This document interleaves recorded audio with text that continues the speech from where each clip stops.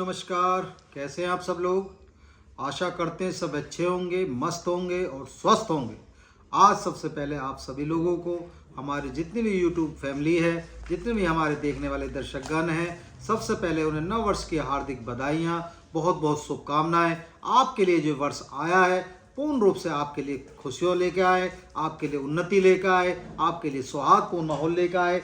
आपके जितने भी मनोरथ हैं उनकी सबकी पूर्ति करें। हम ईश्वर से, भगवान से ऐसी आशा रखते हैं, ऐसी कामना करते हैं। ठीक है, चलिए साहब वीडियो शुरू करते हैं। आज जो हम वीडियो बना रहे हैं तुला राशि की। और आज की जो वीडियो है बहुत इंपॉर्टेंट होने वाली है किन लोगों के लिए जो संतान पक्ष से कहीं ना कहीं दुखी हैं, या जिनके यहाँ संतान नहीं है, या संतान वृद्धि के लिए सोच रहे हैं, या पूर्ण रूप से कहीं ना कहीं जिन बच्चों का विवाह नहीं हुआ है, उन बच्चों के लिए वीडियो बहुत अच्छी हो सकती है। जो लोग अपना कैरियर पॉइंट के लिए परेशान है कि हम कैरियर क्या बनाएं, कैसे बनेगा, कब हमें नौकरी के अवसर प्राप्त होंगे, या कब हमें सम्मान की प्राप्ति होगी, तो उनके लिए कहीं ना कहीं ये वीडियो पूर्ण रूप से अच्छी होने वाली है और पूर्ण रूप से लाभदायी होने वाली है।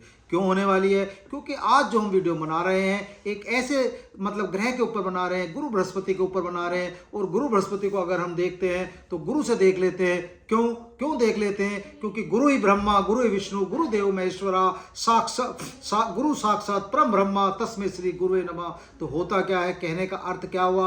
गुरु अपने आप में एक वो चीज होती है, एक अपने आप में गुरु को अगर समझो तो गुरु से हरन वेद पुराण भी हार जाते हैं। गुरु अगर खड़े हो जाते हैं, गुरु अगर आपको अपना हाथ दे देते हैं, अपना साथ दे देते हैं, तो मनुष्य जीवन में हर चीज अपना जीत सकता, हर जंग जीत सकता है। और जो गुरु अपना देता है वो अगर आपने पूर्ण रूप से ज्ञान ले लिया तो आप समझ सकते हो, आपके जीवन में कोई भी ऐसी दुविधा हो जहां आप फंसते हो तो गुरु आके खड़ा हो जाता है। और गुरु निकालने का जो काम करता है गुरु ही करता है। क्यों? क्योंकि गुरु से हम धन को भी देखते हैं, गुरु से हम वाणी अपने आप समझ सकते हो ज्ञान को भी देखते हैं, गुरु से हम आपके कुटुंब को भी देखते हैं, गुरु क्या है आप समझ सकते हैं। तो कहने का क्या तात्पर्य हुआ? गुरु अपने आप में एक ऐसे होते हैं, अगर गुरु अपना जब देने पाते हैं तो वहाँ तक दे देते हैं जहाँ तक हम लोग समझ नहीं पाते हैं। ठीक है। और जो गुरु का हमारा इस 2025 में रोल रहेगा, गुरु का 2025 में पूर्ण रूप से रोल रहेगा। क्यों रहेगा? क्योंकि उनका 3 बार जो 2 बार अपना गोचर होगा, तो गोचर जो होगा और पूर्ण रूप से हमारा साल पूरा कवर कर देंगे। आप इसे ऐसे समझ सकते हैं। अगर अभी हम देखते हैं, इस समय स्टेज देखते हैं गुरु की जो इस समय प्रेजेंस है, कहाँ पर है? गुरु अभी आपके अष्टम भाव पर विराजमान है, विद्यमान है, और आपकी वृषभ राशि पर विद्यमान है। और अभी ये कब तक रहेंगे? अभी 2025 तक रहेंगे, 14 मई तक। 14 मई के बाद ये मिथुन राशि में चले जाएंगे, इनका जो गोचर होगा। और इसके बाद फिर ये चले जाएंगे 18 अक्टूबर को इनका फिर गोचर होगा, आपका कर्क राशि में चले जाएंगे। तो कर्क राशि में जाना इनके लिए कैसा रहेगा? आपके लिए आपके कैरियर भाव पर जाना आप समझ सकते हैं। क्योंकि किसी भी मनुष्य के लिए, किसी भी जातक के लिए, किसी भी व्यक्ति के लिए कैरियर भाव जहाँ पर आपको यश, प्रसिद्धि, रोजगार, कर्म आपको प्राप्त होते हैं, तो आप समझ सकते हैं जहाँ से आप अपने कैरियर डिसाइड करते हैं, जहाँ से आप अपनी लाइफ का एक अर्थ डिसाइड करते हैं कि हाँ हमें ये जीवन में करना है। ठीक है। तो ज़्यादा लंबा ना करते वीडियो शुरू कर लेते हैं। तो इस समय देख लेते हैं जहाँ पर आपके अष्टम भाव पर विराजमान है, तो अष्टम भाव को समझ लेते हैं। अष्टम भाव किसका होता है?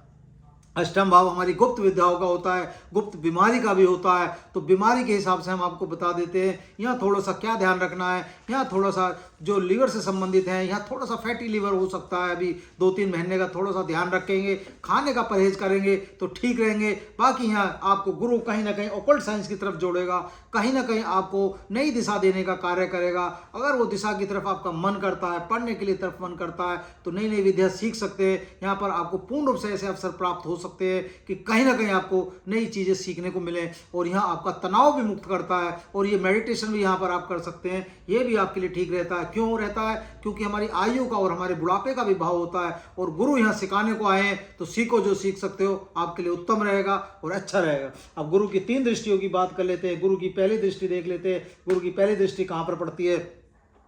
पहली दृष्टि जो पड़ रही है आपके द्वादश भाव पर पड़ रही है। द्वादश भाव आपके व्यय का होता है, खर्चों का होता है। अभी हमने आपको बताया कि संतान पक्ष के जो लोग सोच रहे हैं कि संतान की हमें खुशखबरी मिलनी चाहिए, संतान की कोई खबर अच्छी मिलनी चाहिए, या संतान से जो वंचित है कहीं ना कहीं उन्हें संतान देने का भी काम गुरु करेंगे। क्योंकि गुरु क्या होता है? संतान के भी कारक होते हैं। आप इसे ऐसे समझ सकते हैं। तो यहाँ क्या हो सकता है? खर्चों का भाव है, हॉस्पिटल का भी भाव होता है। तो यहाँ आपको हो सकता है गुरु संतान देने का कार्य करें, तो आपकी कहीं ना कहीं आपकी एक नई उम्मीदों में पूरी करें, आप इसे ऐसे समझ सकते हैं। ठीक है, चलिए अगली दृष्टि की बात कर लेते हैं। अगली दृष्टि द्वितीय भाव पर पड़ रही है, जो धन और कुटुंब का भाव होता है। और धन से हम किसको देखते हैं? गुरु को देखते हैं, गुरु बृहस्पति को ही देखते हैं। तो क्या हुआ, धन का आप समझ सकते हैं, और कहीं ना कहीं धन के यहाँ हमें पूर्ण रूप से आपको प्राप्ति होनी चाहिए, आप इसे ऐसे समझ सकते हैं। और दूसरी चीज, ये कुटुंब का भी कारक है, तो कहीं ना कहीं कुटुंब में भी वृद्धि कराने का काम करेंगे। ठीक है ना। तो जिन बच्चों की शादी ब्याह नहीं हुआ है, उन बच्चों के लिए भी पूर्ण रूप से 2025 ऐसा होगा। जो बच्चे सोच रहे हैं कि हमारा विवाह नहीं हुआ है, या जो माँ बाप सोच रहे हैं हमारे विवाह बच्चों का कैसे होगा, तो कहीं ना कहीं गुरु इस समय आपका ये कार्य भी करने का कार्य करेंगे, आप इसे ऐसे समझ सकते हैं। ठीक है, चलिए अगली दृष्टि की देख लेते हैं। अगली दृष्टि कहां पर पड़ रही है? अगली दृष्टि आपके चतुर्थ भाव पर पड़ रही है। चतुर्थ भाव किसका होता है? आपकी माता जी का भाव होता है, आपकी जितनी भी आपकी भौतिक सुविधाएं होती हैं उनका होता है। तो क्या हुआ, कहीं ना कहीं भौतिक सुविधाओं में वृद्धि करेंगे, कहीं ना कहीं आपके वाहन सुख में वृद्धि करेंगे, घर सुख में वृद्धि करेंगे, और कहीं अगर आपका पैसा रुका हुआ है उसे वापसी कराने में आपकी वृद्धि करेंगे। कहीं ना कहीं पूर्ण रूप से आपका गुरु साथ देंगे और गुरु हाथ देंगे, आप इसे ऐसे समझ सकते हैं। बात कर लेते हैं, जब गुरु का गोचर होगा आपका मिथुन राशि में, तो गुरु का गोचर जब मिथुन राशि में होगा तो कैसा होगा? और गुरु का गोचर कहां पर हो गया? अपने नवम भाव पर हो गया।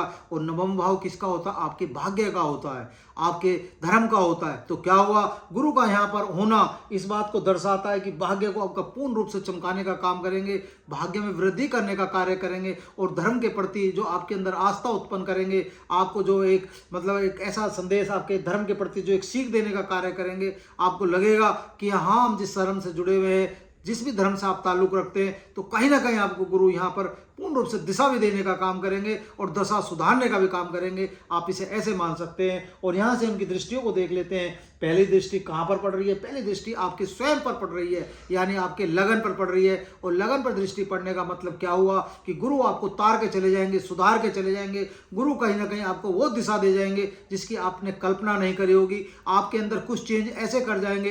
क्यों? क्योंकि जब गुरु आता है तो आपने देखा होगा वाणी में भी आपकी तब्दील हो जाएगी, आपकी पर्सनैलिटी में तब्दील हो जाएगी। जब गुरु का साथ होता है तो आदमी उसका कुछ और बन जाता है, आप ऐसे समझ सकते हैं। क्योंकि गुरु अगर अपना हाथ दे रहे हैं, आपने महाभारत के युद्ध से आप सीख सकते हैं। अर्जुन को अगर द्रोणाचार्य ने हाथ दिया तो द्रोणाचार्य ने क्या उन्हें सिखाया, औरों को देखोगे तो क्या होगा? गुरु का हाथ मिलना, गुरु का साथ मिलना आदमी की पर्सनैलिटी में 4 चांद लगा देता है, आप इसे ऐसे समझ सकते हैं। ठीक है, इसलिए हमने कहा था गुरु ब्रह्मा गुरु विष्णु। ठीक है ना, तो आप समझ सकते हैं जो हम आपको समझाना चाह रहे थे। ठीक है, चलिए अगली दृष्टि की बात कर लेते हैं। अगली दृष्टि आपके परिश्रम पर पड़ेगी।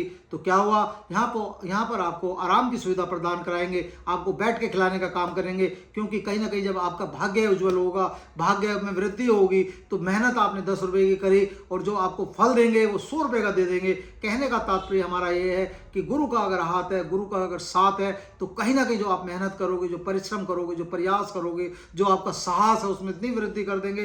कहीं ना कहीं पूर्ण रूप से आपको यहाँ पर आनंद की अनुभूति होगी, आपके घरों में सुखों की वृद्धि होगी। आप क्योंकि हमारी पत्नी का सुख भी होता है, हमारी यात्राएं भी होती हैं, हमारे भाई बहन का भी घर होता है। तो कहीं ना कहीं भाई बहन के हिसाब से, आपके घर के हिसाब से भी पूर्ण रूप से यहाँ पर सौहार्दपूर्ण माहौल आपका रहना चाहिए। ठीक है, चलिए बात कर लेते हैं अगली दृष्टि की। अगली दृष्टि कहाँ पर पड़ेगी? अपने स्वयं पर पड़ जाएगी एक तरह से, मतलब मानते हैं हम इसे। यहाँ पर स्वयं कहाँ पर? जहाँ पर वो भी संतान का भाव, क्योंकि संतान को हम किससे देखते हैं? पंचम भाव पर दृष्टि पड़ रही है। पंचम भाव किसका होता है? संतान का और आपके भाग्य का और आपकी बुद्धि का। तो क्या हुआ, बुद्धि कहाँ से प्राप्त होती है? जब जो गुरु सिखाता है वही सीखता है आदमी। ठीक है ना, तो गुरु जो सिखाता है आपको, गुरु से तो सीखते हैं आप जो भी सीखते हैं। तो क्या हुआ, यहाँ पर आपके भाग्य में वृद्धि कर रहे हैं, आपकी बुद्धि में भी कहीं ना कहीं आपको सिखाने का काम कर रहे हैं। और संतान से जो लोग वंचित हैं उन्हें कहीं ना कहीं संतान देने का भी कार्य अगर गुरु कर रहे हैं तो यह संतान देने का भी काम करेंगे। यहाँ आप इसे ऐसे समझ सकते हैं। ठीक है, चलिए बात कर लेते हैं। जैसे ही उनका गोचर होगा 18 अक्टूबर को, आपका कहाँ पर? आपके कैरियर भाव पर होगा। तो आप समझ सकते हैं गुरु का गोचर 18 अक्टूबर को जैसे ही होगा, तो यहाँ भी आपको क्या होगा, यहाँ भी पूर्ण रूप से जो अपने कैरियर के प्रति कहीं ना कहीं गंभीर हैं, यहाँ अपना अर्थ जो जीवन का नहीं समझ पा रहे कि हमारे जीवन का अर्थ क्या है, हम जीवन में करने क्या है, हम जीवन में चाहते क्या है, उन्हें कहीं ना कहीं एक दिशा ऐसी देंगे कि कहीं ना कहीं आपके अंदर एक ऐसी ऊर्जा जागृत करेंगे, ऐसा वो करेंगे। तो कहीं ना कहीं आपको ऐसा लगेगा, पूर्ण रूप से आपको सफलताएं अर्जित होती दिखाई देंगी, पूर्ण रूप से सम्मान मिलता दिखाई देगा, पूर्ण रूप से आपकी जो यश और कीर्ति है वो कहीं ना कहीं बढ़ती नजर आएगी। ये बात आप हमारी समझ लेना। लेकिन हमारा सिर्फ समझाने का मतलब यह है, आप जब भी कोई ग्रह बिगाड़ते हो तो आपकी स्वयं की गलती होती है। अपने ग्रह संभाल के रखने चाहिए। ये नहीं कि हमने शुक्र बिगाड़ दिया, ये नहीं कि हमने अपना गुरु बिगाड़ दिया, शनि बिगाड़ दिया। देखो, अगर सही चलोगे तो गुरु तार के रख देंगे, ये बात हमारी याद रख लेना, ठीक है ना।